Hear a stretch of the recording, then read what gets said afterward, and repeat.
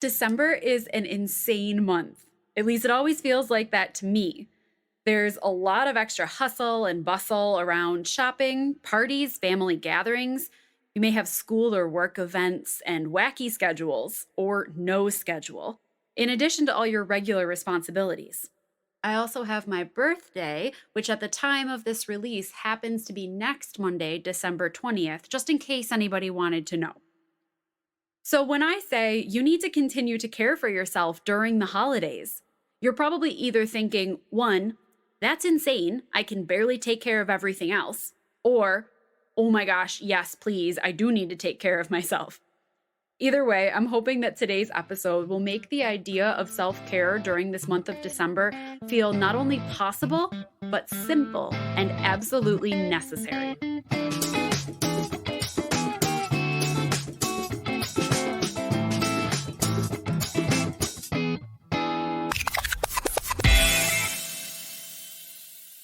Hey there. Welcome to Be Well with Steph, the podcast, the show for women who know that personal wellness can be an actively pursued goal and who are ready to tackle building healthier daily habits with a little bit of good humor, a little bit of grace, and a lot of coffee. I'm Steph Genko, your holistic nutrition coach and your host, and I'm here to help empower you to create and maintain a healthy lifestyle you love, a lifestyle that gives you the strength, energy, and confidence to go after your wildest dreams.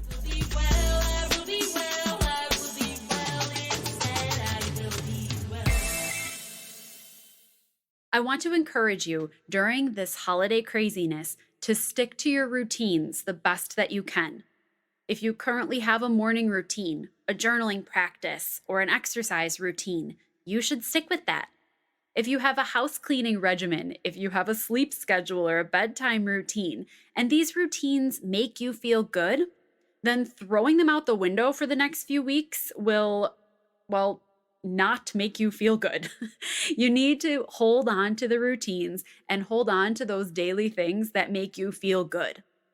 Along with that, we can really prioritize the things that we know make us feel good and make us healthier, prioritizing our sleep, movement, water. Even though our schedules might be really different, or like I said, kind of non existent during some of these holiday times, and we might be eating new things or having new experiences, there are additional stressors present. So we need to continue to do the things that we know best support our mental clarity and best help us to maintain a good mood, in addition to supporting things physically in our bodies, like our digestion and our cognition. So really, really would encourage you, get a good night's sleep. Know when it's time to go home, when it's time to go to bed.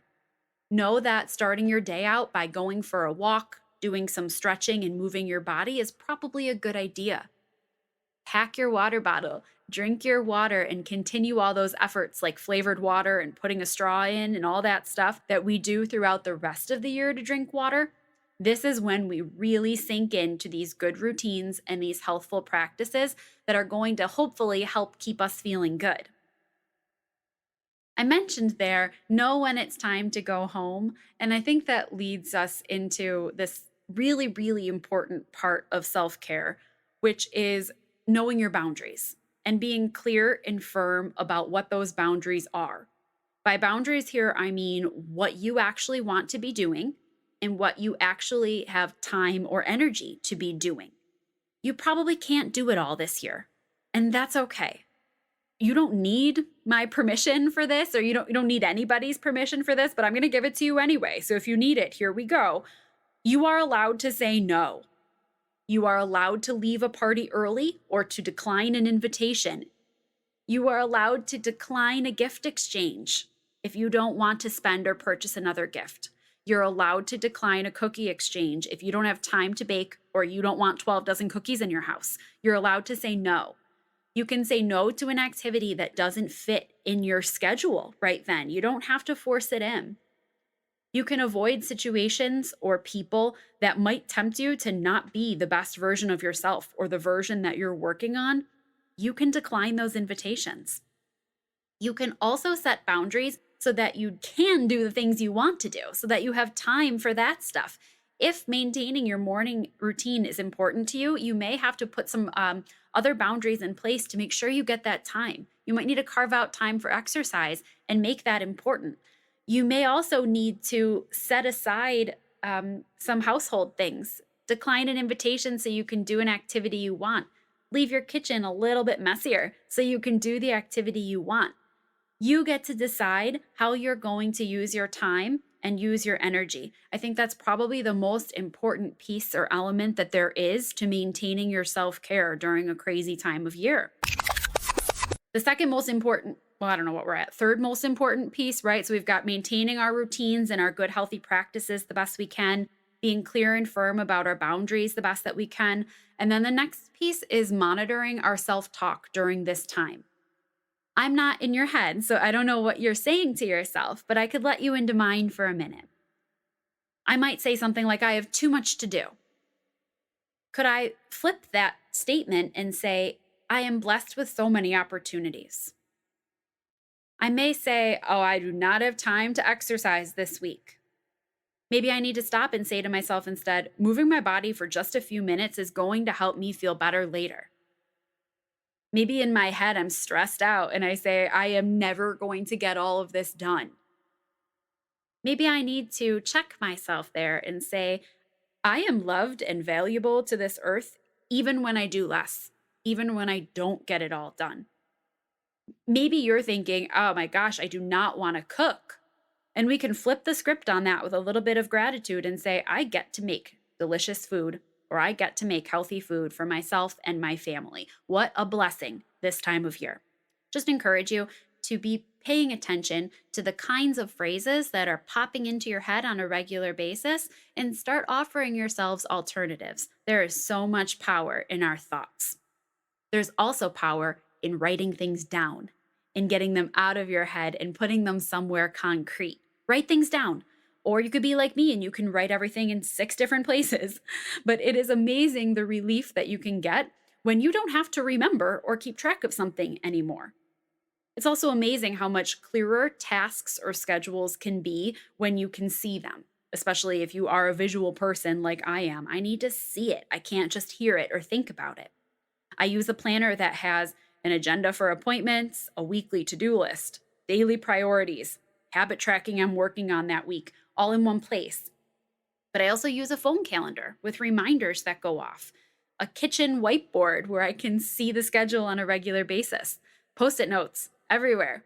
You don't have to use my system, but maybe there is a piece that would work for you or some system that would work for you to help you declutter your head a little bit so that you're able to keep track of the stuff you need to do, but you're also able to be fully present in the moments you're trying to enjoy.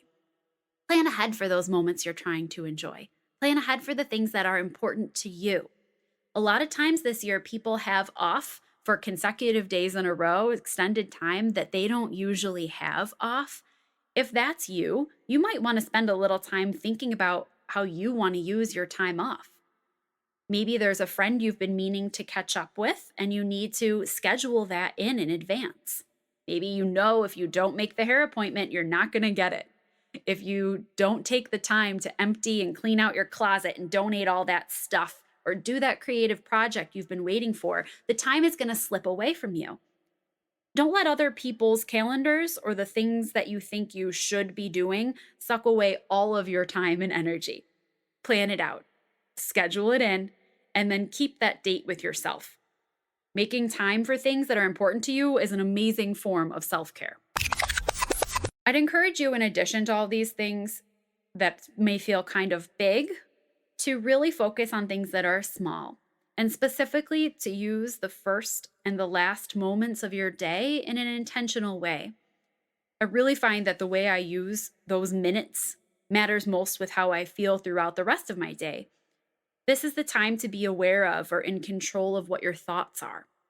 Maybe in the first few minutes or the last few minutes of the day, you practice gratitude a little more. You write down some things you're grateful for, or you just pause and be aware of them. Maybe it's the time that you brain dump everything out of your head so that you can get a good night's sleep or have a productive day. Maybe you just listen to music that lifts you up and changes your mood or your mindset, or you practice some deep breathing. or you engage in some prayer or meditation. This is personal to you, but those first few minutes of the day really set the tone for the day. And then the last few minutes can help to put your day into perspective and can also truthfully set the tone for your subconscious while you're sleeping, which cycles you back into your next morning. Our thoughts are so powerful, so we want to use them with intention. My last piece of advice for self-care during this time of year is to keep things simple. There are no rules about how many presents you have to buy or how many cookies you have to bake. You don't have to decorate your house from top to bottom if it stresses you out, or if you know that taking down all the decorations is going to stress you out later. You don't have to do it. You are not a worse mom if you don't make a gingerbread house. You are not a worse girlfriend if you don't have a new New Year's Eve outfit. And you are not a worse person if you order takeout instead of cooking during the holidays.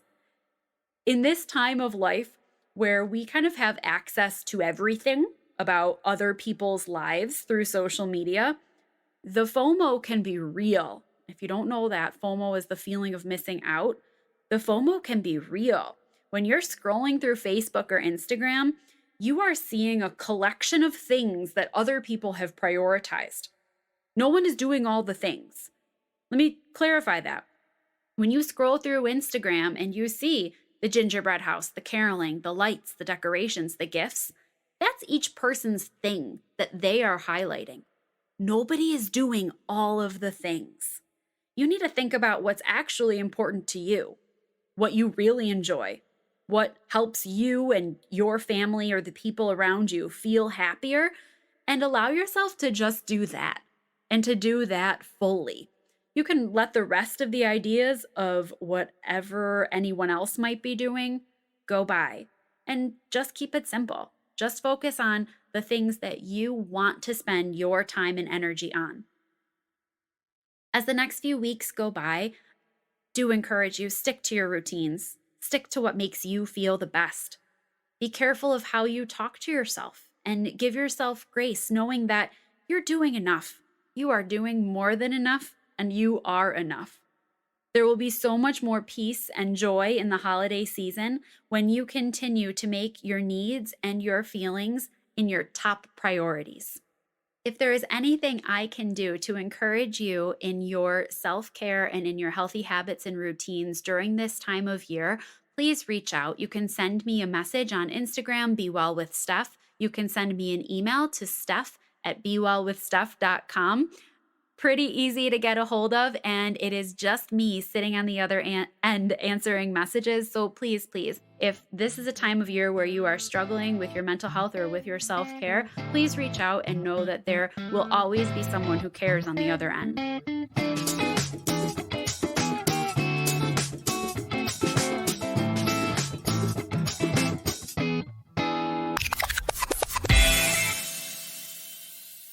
Thank you so much for listening to Be Well with Steph, the podcast. When there are a million things that you could be doing, I appreciate your choosing to hang out here. And I am proud of you for continuing to work on your own wellness journey. I invite you to head over to bewellwithsteph.com for the details from this episode, my blog, upcoming events, and lots of other resources. If you enjoyed today's show, I'd love to hear from you. I'm Be Well with Steph everywhere you like to hang out on social media, so come on over and say hi. Until next time, my friends, be well.